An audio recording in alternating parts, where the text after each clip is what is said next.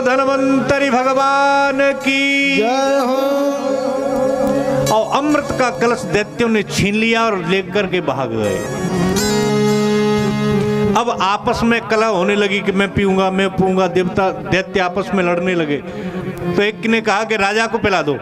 सबसे पहले कौन पिएगा? का राजा बलि। तो एक शक्तिशाली असुर कहने लगा, बलि राजा क्यों पिएगा?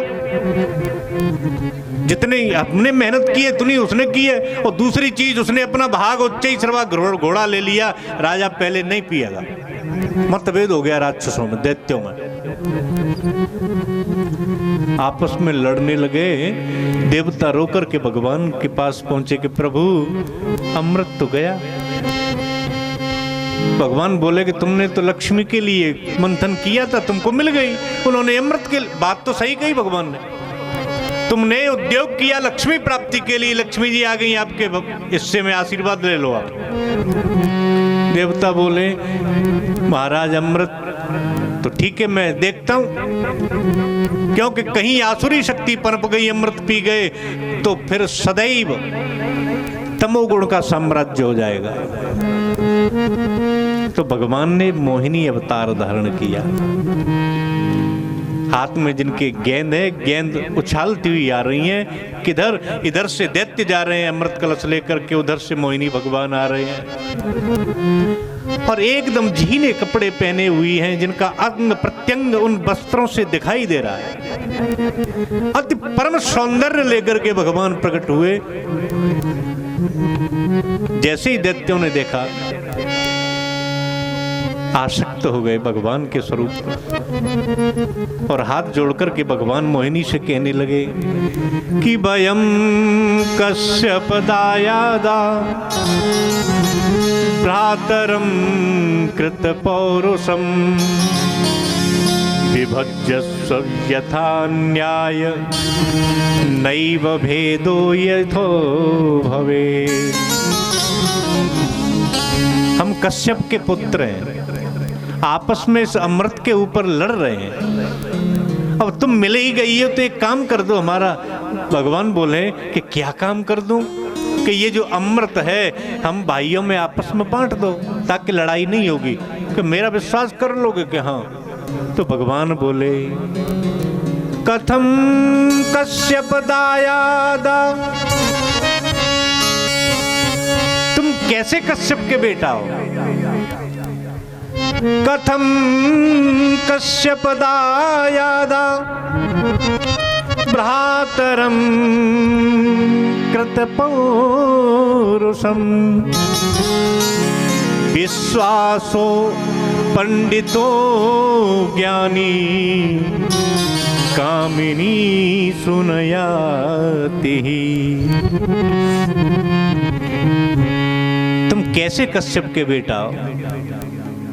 कश्यप नंदन जो त्रिकाल संध्या वंदन करने वाले महान तपस्वी देवता और दैत्यों के पिता हैं, जो हम उन कश्यप की चर्चा करते हैं, तो भगवान कहते हैं कि वो तो परम ज्ञानी थे, लेकिन तुम तो निरे मूर्ख हो। कि कैसे देवी? कि ऐसे कि विश्वासम पंडितो ज्ञानी कामिनीसु न याति ही। जो पंडित होते हैं, विद्वान होते हैं, ज्ञानी होते हैं, होशियार होते हैं, वो कभी मुझ जैसी कामिनी स्त्री नहीं कहा, कामिनी कहा। और कामिनी अपनी इच्छा के लिए नीच से नीच काम कर जाती है। और भगवान ने संकेत दिया कि विश्वासो पंडितो ज्ञानी कामिनी सु न याते ही। और तुम मुझ पर भरोसा कर लोगे? कहते जा रहे हैं और दैत्यों के हाथ से कलश ले लिया। जैसे आपको कोई वस्तु दे रहा हो, ले लो एक प्लेट नाश्ता की है। अब आप भीतर से तो चाह रहे हैं कि भूखे तो कल के हैं, लेकिन ले एक बेर में कैसे ले? फिर सोचते हैं कहूँ पूछ के चलोगे तो फिर भूखे रहेंगे। तो वो प्लेट कर रहा, ले महाराज नेक तो ले ही ले। प्लेट ले जा रहे हैं, नहीं नहीं नहीं नहीं आम नहीं, मैं तो खा के आया, और प्लेट धर ली बगल में। ऐसे ही भगवान क्या कर रहे हैं कहते जा रहे हैं कि आप कैसे पंडित हो, कैसे विद्वान हो, कैसे कश्यप के बेटा हो जो मुझ पर विश्वास करो। नहीं नहीं नहीं, मैं नहीं लूंगी, नहीं नहीं मैं नहीं लूंगी, और कलश अपने हाथ में ले लिया। चलो ठीक है, तुम देना चाहते हैं तो बस दे दो, लाओ, मैं इसका वितरण कर दूंगी, लेकिन नियम,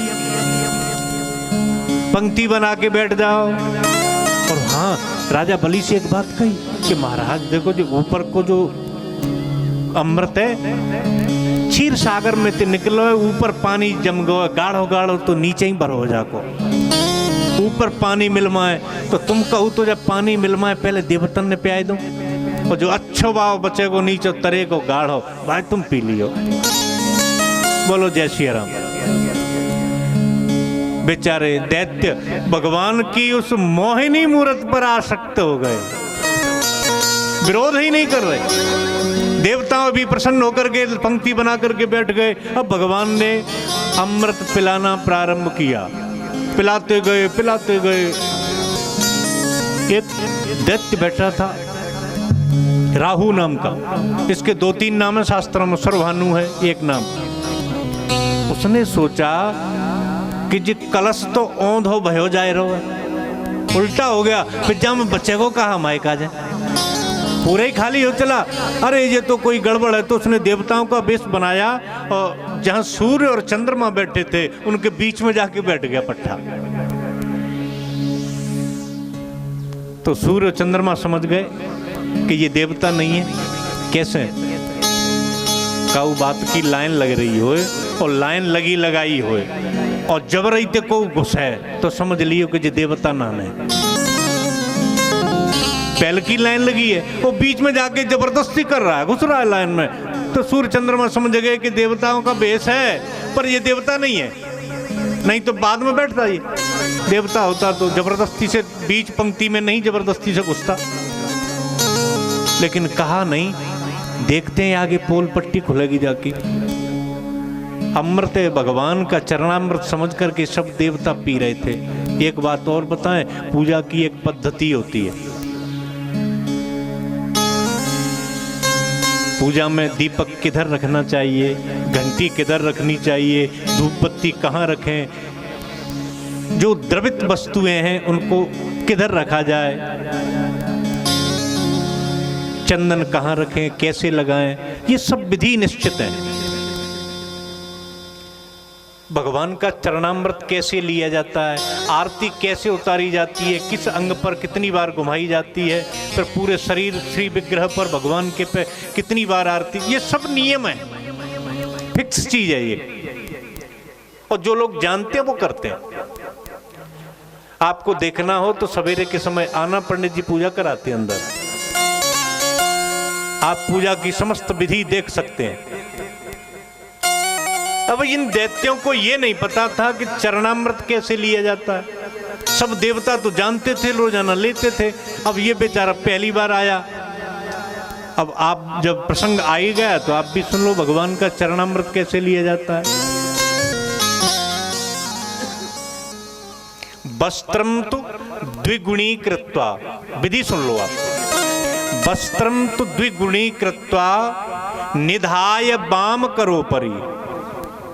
वस्त्र माने कोई कपड़ा लो, उसे दोबर करो, दोहरा, अपने डेरे हाथ पे, बाम हाथ पे ऊपर वस्त्र रख लो।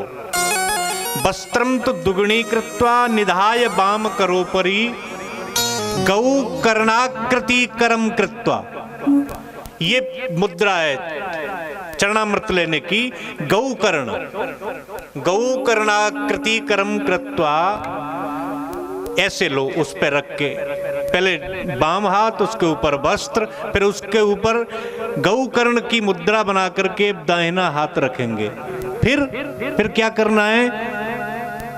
गौ कर्णाकृति करम कृत्वा तृप्यवे, 3 बार लो, लेकिन पियो तो शब्द वर्जयेत, पीते समय आवाज नहीं होना चाहिए। इस श्लोक में लास्ट चरण में 2 अलग अलग पाठ मिलते हैं, बिंदु वर्जयेत और शब्द वर्जयेत। एक तो एक भी बूंद नीचे टपकना नहीं चाहिए, नहीं तो अपराध होता है। और पीते समय जो सड़र आवाज होती नहीं पियत में सर, वो आवाज नहीं होना चाहिए। ये विधि है चरणामृत लेने की। देवता जानते हैं ये बेचारा नहीं पहली बार ले रहा था, तो सब देवता तो ऐसे ले रहे जाने जे 500 का दो ऐसे।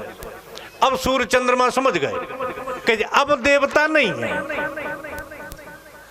अब तक तो हो सकता है कि अमृत के लोभ में हम में से कोई देवता आ गया हो बीच में, लेकिन अब निश्चित है कि ये देवता नहीं है। लेकिन भगवान ने जैसे ही सूर्य को दिया अमृत, सूर्य पी गया, फिर दिया राहु को, राहु पी गया, तब तक पता चल गया इन दोनों, महाराज ये देवता नहीं है, दैत्य है। चंद्रमा रह गया लास्ट में बैठा था बेचारा, पूरा कलश चंद्रमा पे पटक दिया और भगवान प्रकट हो गए और उस सुरभानु के मस्तक को चक्र से अलग कर दिया।